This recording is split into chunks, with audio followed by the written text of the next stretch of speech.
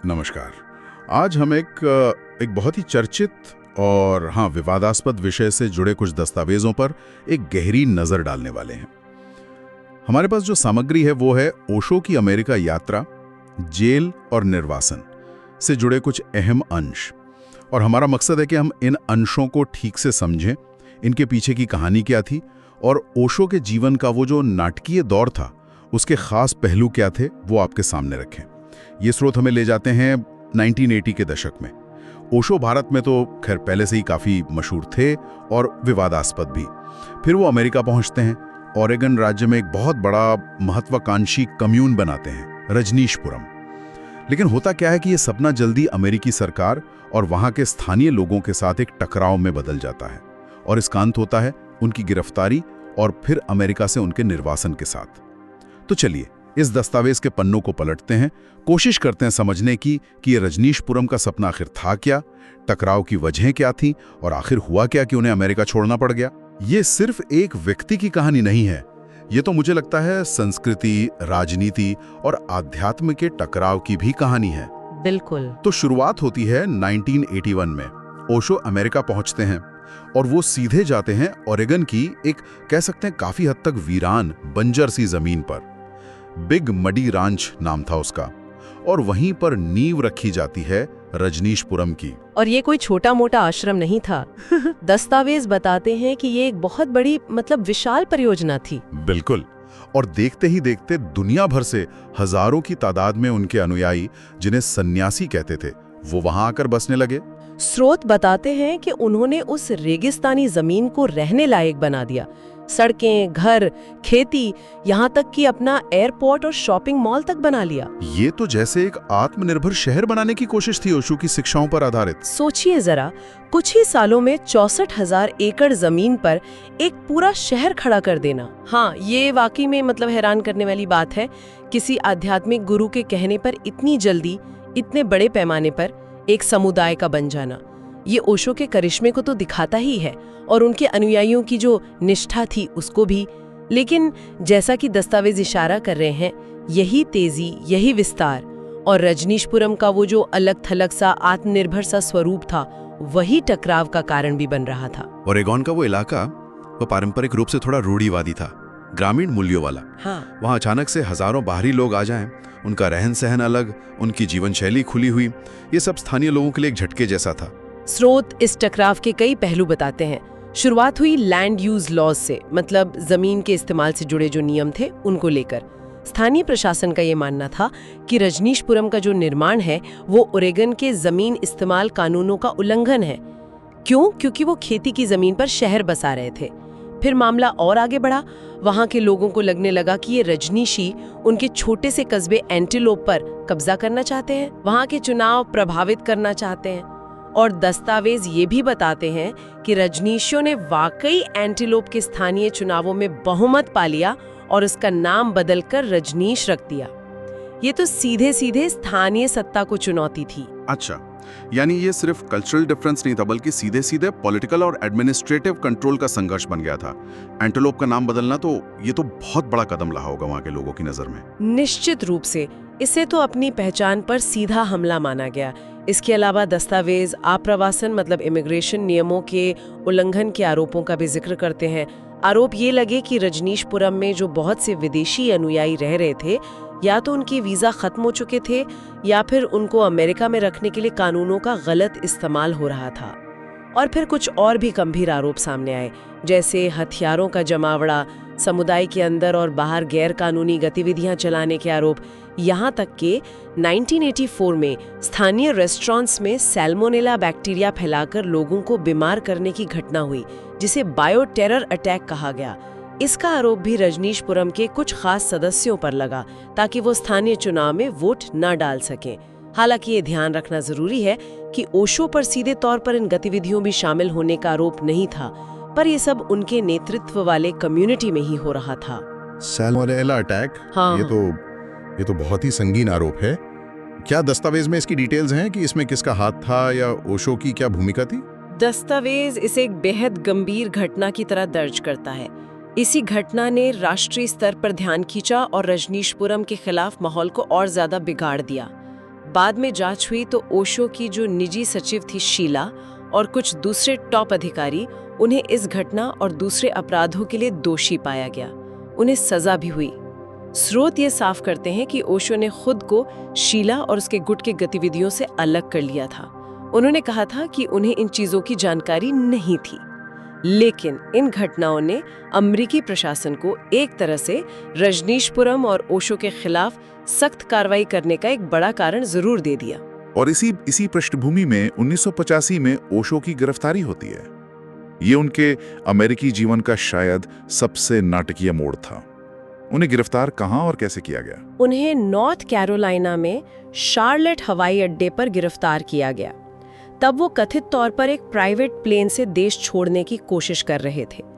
उन पर जो मुख्य आरोप थे, जैसा दस्तावेज बताते हैं, वो इमिग्रेशन फ्रॉड से जुड़े थे। कुल 35 आरोप थे, जिनमें खास तौर पर यह शामिल था कि उन्होंने और उनके साथियों ने विदेशी अनुयायियों को अमेरिका में अवैध रूप से लाने या रखने के लिए जानबूझकर झूठे बयान दिए और इमिग्रेशन कानूनों को तोड़ा मरोड़ा, खास तौर पे शैम मैरिज यानी दिखावटी शादियों के जरिए। शैम मैरिज मतलब सिर्फ वीजा नियमों का उल्लंघन नहीं, बल्कि एक ऑर्गेनाइज तरीके से कानून को धोखा देने की साजिश का आरोप। बिल्कुल, आरोप यही था कि ये कोई एकाध मामला नहीं, बल्कि एक पूरा पैटर्न था, एक सोची समझी रणनीति थी अपने विदेशी अनुयायियों को अमेरिका में बनाए रखने की, और ये गंभीर फेडरल क्राइम माना जाता है। गिरफ्तारी के बाद क्या हुआ? क्या उन्हें सीधे ओरेगन ले जाया गया? नहीं, और यहीं पर एक और विवादित पहलू आता है जिसका जिक्र स्रोत में है। गिरफ्तारी के बाद ओशो को फौरन ओरेगन नहीं लाया गया। उन्हें करीब 12 दिनों तक अमेरिका की अलग अलग जेलों में रखा गया। शार्लेट, ओक्लाहोमा सिटी, पोर्टलैंड, एक तरह से उन्हें घुमाया गया। उनके समर्थक इसे जानबूझकर किया गया उत्पीड़न मानते हैं। उनका कहना था कि ये उन्हें शारीरिक और मानसिक रूप से तोड़ने की कोशिश थी, जबकि अमेरिकी अधिकारियों का कहना था कि ये सामान्य प्रक्रिया का हिस्सा था। और इसी दौरान जेल में रहने का समय को लेकर ओशो ने बाद में एक बहुत ही चौंकाने वाला और गंभीर आरोप लगाया था। उन्होंने कहा कि उन्हें जेल में धीमा जहर दिया गया था। हाँ, ये उनके अमेरिकी अनुभव का सबसे ज्यादा विवादित और कह सकते हैं रहस्यमय दावा है। ओशो ने सार्वजनिक तौर पर कहा कि ओक्लाहोमा की जेल में उन्हें थैलियम नाम का धीमा जहर दिया गया। थैलियम एक हेवी मेटल है जो पहले चूहे मारने की दवा में इस्तेमाल होता था। बहुत जहरीला होता है, थोड़ी मात्रा में भी शरीर को गंभीर नुकसान पहुंचा सकता है, और इसके लक्षण धीरे धीरे सामने आते हैं तो पता लगाना मुश्किल हो जाता है। कुछ स्रोतों में किसी रेडियोधर्मी पदार्थ दिए जाने का भी जिक्र मिलता है। लेकिन क्या इस दावे का कोई आधार था?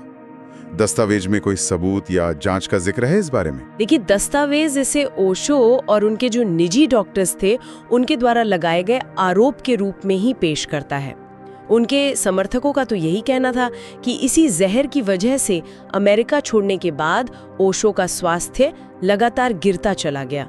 उनकी इम्यूनिटी कमजोर हो गई, उन्हें एलर्जी, थकान और कई दूसरी शारीरिक दिक्कतें होने लगीं, और आखिरकार यही उनकी मृत्यु का कारण बना। हालांकि उनकी मृत्यु अमेरिका छोड़ने के कई साल बाद 1990 में हुई थी। अमेरिकी सरकार ने हमेशा इन आरोपों को नकारा है। दस्तावेज में किसी ठोस फोरेंसिक सबूत या किसी आधिकारिक जांच की पुष्टि का जिक्र नहीं मिलता जो इस दावे को साबित कर सके। इसीलिए ये आज भी एक अनसुलझा रहस्य है, एक बहस का मुद्दा है।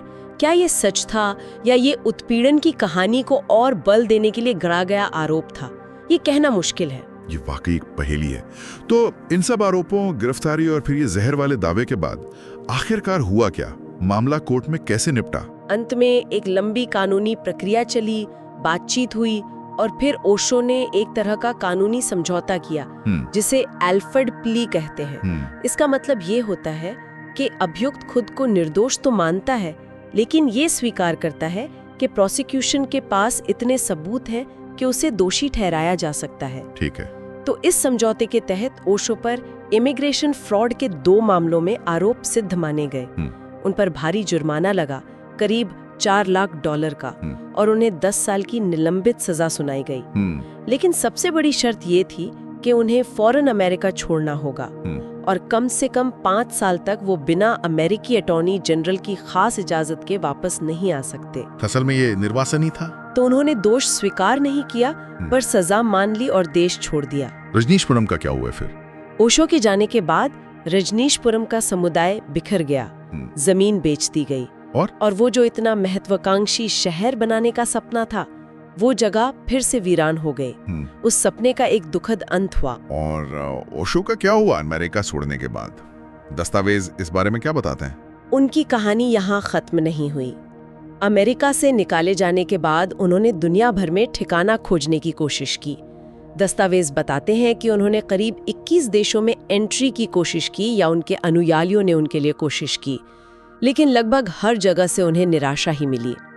कई पश्चिमी देशों ने, जैसे यूनान, स्पेन, आयरलैंड, उरुग्वे वगैरह, या तो उन्हें एंट्री देने से ही मना कर दिया या फिर थोड़े समय रहने देने के बाद देश छोड़ने को कह दिया। ऐसा लगता है कि या तो अमेरिकी सरकार का दबाव था या फिर उनके साथ जो विवाद जुड़े थे उसके कारण कोई भी देश उन्हें अपने यहाँ रखने का जोखिम नहीं लेना चाहता था। यानी दुनिया भर में उनके लिए दरवाजे बंद होते गए। ये तो उनके लिए एक और बड़ा झटका रहा होगा। निश्चित रूप से। सोचिए, एक विश्व प्रसिद्ध गुरु जिसके लाखों अनुयायी थे, उसे दुनिया में कहीं पनाह नहीं मिल रही थी। आखिरकार कई महीनों तक इधर उधर भटकने के बाद वो 1986 में भारत लौट आए। शुरुआत में मनाली में रहे, फिर मुंबई और अंत में पुणे के कोरेगांव पार्क में जो उनका पुराना आश्रम था वहीं बस गए, जिसे बाद में ओशो इंटरनेशनल मेडिटेशन रिजॉर्ट के रूप में डेवलप किया गया। और वहीं उन्होंने अपने जीवन के आखिरी साल बिताए। जनवरी 1990 में उनका निधन हो गया। तो अगर हम इस पूरी सामग्री को समेटें तो ओशो के अमेरिकी अध्याय की तस्वीर कुछ ऐसी बनती है।